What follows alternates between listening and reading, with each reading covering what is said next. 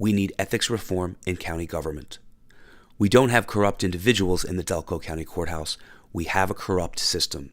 If we don't reform our government, we will become just like what we are trying to replace.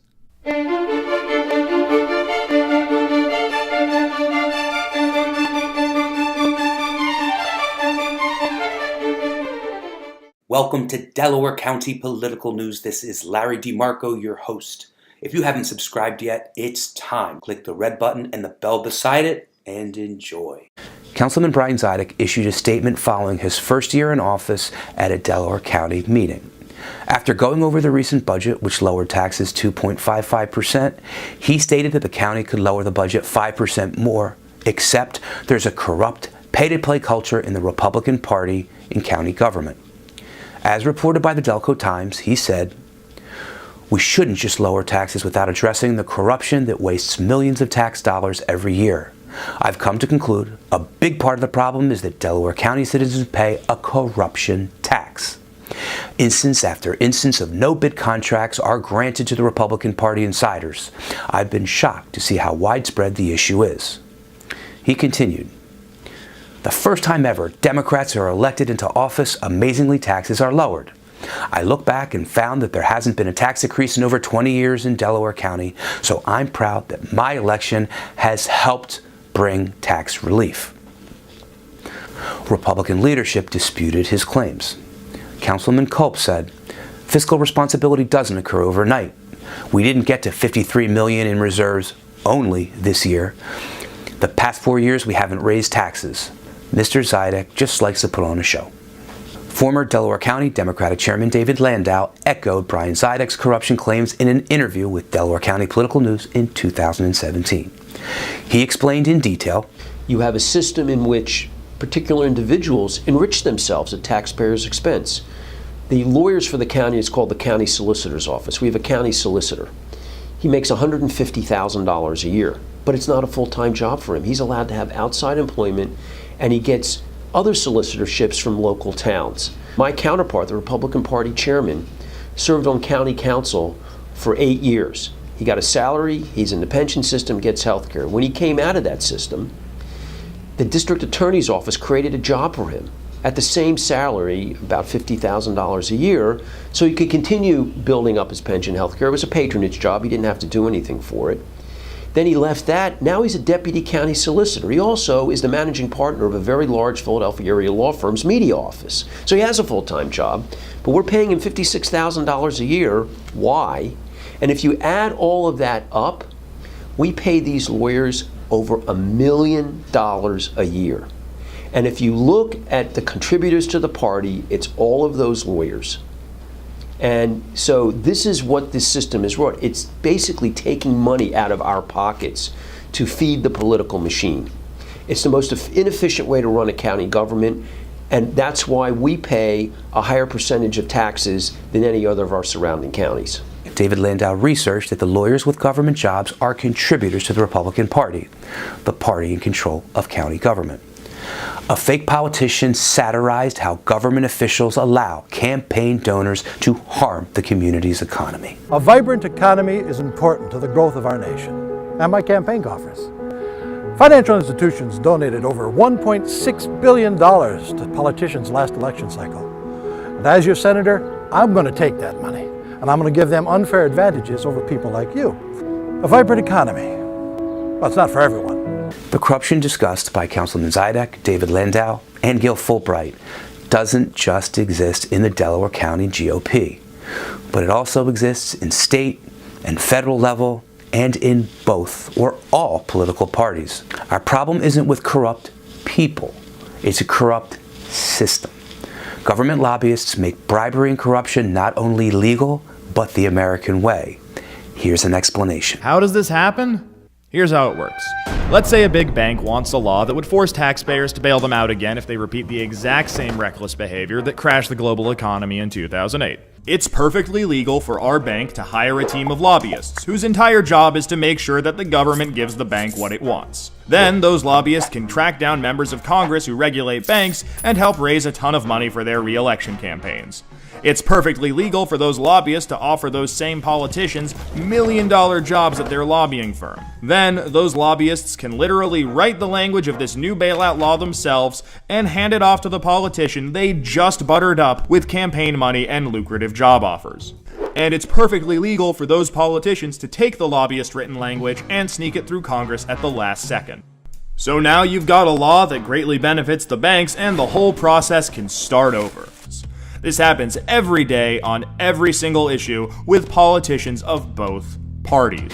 Trying to fix the system looks depressing and hopeless, but it's not. And it's a myth that you need a lot of money to win elections. With the internet, technology, and social media, and by passing local anti-corruption ethic reform laws, we can make a difference. Watch how. And remember, although the narrator will be discussing Congress, his message also applies to the state and county level. Lobbyists write our laws, politicians are bought, and corruption is infecting every issue that's close to our hearts. But what's even crazier is that we've all convinced ourselves that there's nothing we can do about it. And that is one of the biggest and most dangerous lies in American politics. The problem isn't that corrupt politicians are breaking the law. The problem is that we don't even have laws for them to break. Right now, corruption is legal in America, and that is something we can fix. Here's exactly how we do it. Right now, it's perfectly legal for special interests to hand huge checks to the members of Congress who regulate them. It's perfectly legal for those same members of Congress to pass laws to help out lobbyists who offer them a cushy job when they leave office. And that's just the tip of the iceberg. From million-dollar bundlers to the threat of a super PAC smear campaign, there are literally dozens of perfectly legal ways to buy a public official. But that makes the solution pretty obvious. Make corruption illegal. All of it. And that is where the American Anti-Corruption Act comes in. It introduces a strict set of ethical standards, so if you're an elected official on, say, the Senate Banking Committee, you can't take donations from banking lobbyists. It mandates full transparency so the American people know exactly who's trying to buy our elected officials. It changes how elections are funded so clean candidates can win without selling out to special interests. And it does all of this while protecting the people's right to free speech. That's because the act was written by top constitutional scholars, conservative and liberal alike, to stand up to the toughest scrutiny. You can read the full text of the act at anticorruptionact.org. And speaking of the Constitution, let's talk about a little Supreme Court ruling called Citizens United. Here's the thing. While a constitutional amendment to overturn Citizens United would help clamp down on those shady groups with names like Americans for Freedom and Jobs and More Freedom, it wouldn't fix any of the problems we talked about before. You could pass that amendment tomorrow and the bribery, the extortion, the conflicts of interest, all of it would still be legal. But in a weird way, that's actually good news because it means we can solve a huge part of this problem with a plain old law. The question is, how do we get it passed? I mean, asking Congress to do it is like asking a fox to put a lock on the hen house. The greasy, dirty, disgusting fox. And also, the fox is a congressman and not a fox at all. Look, my point is, we can go around Congress. Here's our plan, in 5 steps. First, we'll need a law to pass. One that, actually fixes things. Okay, Anti-Corruption Act. Check. Next, we need to bring conservatives and progressives together and get organized. It's the only way to build enough power to defeat the politically entrenched and well-funded opposition. We're in good shape there, though, because everyone already agrees we need to fix our corrupt system. In fact, local Tea Partiers and progressive activists actually teamed up to pass America's first Anti-Corruption Act in 2014. And the movement has racked up even more victories since. These animated illustrations were produced by a national nonprofit anti-corruption organization called Represent Us.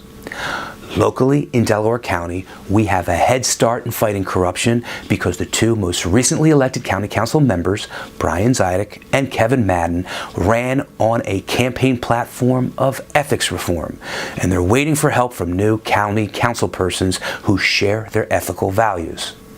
Their solution to anti-corruption is the same as Represent Us: pass local anti-corruption laws, which incidentally is the 3rd step in the process. We're protecting our communities from corruption so our schools, hospitals, local resources, and jobs are no longer under the constant threat of getting sold out to special interests. Plus, citywide initiatives and resolutions build momentum for the most powerful way we can go around Congress: passing anti-corruption acts in states. City by city, state by state, across America. But wait, you say, how does passing state and local laws fix our broken federal system? Well, my friend, two ways. First, the US Constitution says that states set the rules for federal elections. So when we fix gerrymandering or voting rules in a state, we're directly fixing Congress. Secondly, as if that's not cool enough, allow me to quote directly from this Bloomberg News study: passing state laws ultimately leads to federal victory. Here's how it works. This map will show which states first gave women the right to vote. And this chart will show the number of states over time, from left to right. The right side of this chart is where women finally won the right to vote federally in 1920. So let's start over here on the left, in 1890, where Wyoming became the first state to let women vote. Nice job, Wyoming. Over the next few decades, more states got on board until we eventually hit this yellow line. Then we see a rush of state activity followed by federal victory. Here's the same chart showing states legalizing interracial marriage over nearly 2 centuries. We hit that yellow line, and soon after, federal victory. I know, you get it, but here's the most recent example. Marriage equality only took 3 years after hitting this yellow line to reach federal victory. This is a strategy that's worked over and over for issues that seemed impossible at the time, and it can work for this too. So, what's this magic yellow line all about? It marks, quote, a key event, often a court decision or grassroots campaign reaching maturity that triggers a rush of state activity that ultimately leads to a change in federal law. So, we've got a proven political strategy and we have laws that would dramatically improve our broken system. But how do we get those laws passed? Well, that grassroots campaign reaching maturity, it's already happening right now. Represent Us is bringing together conservatives and progressives to pass city and state anti-corruption acts all across America. Together, we've already won more than 90 victories across the United States, and by the time you watch this video, that number will probably be out of date. That's how popular anti-corruption laws are in the United States. Almost 9 out of every 10 people support it. They just may not know it's possible to win. Our goal is to pass anti-corruption acts in a handful of states in 2018, more in 2020, and dozens by 2022. All in pursuit of that tipping point where a rush of state activity leads to a change in federal law. Once we pass these state laws, we can send a new wave of representatives and senators to Washington.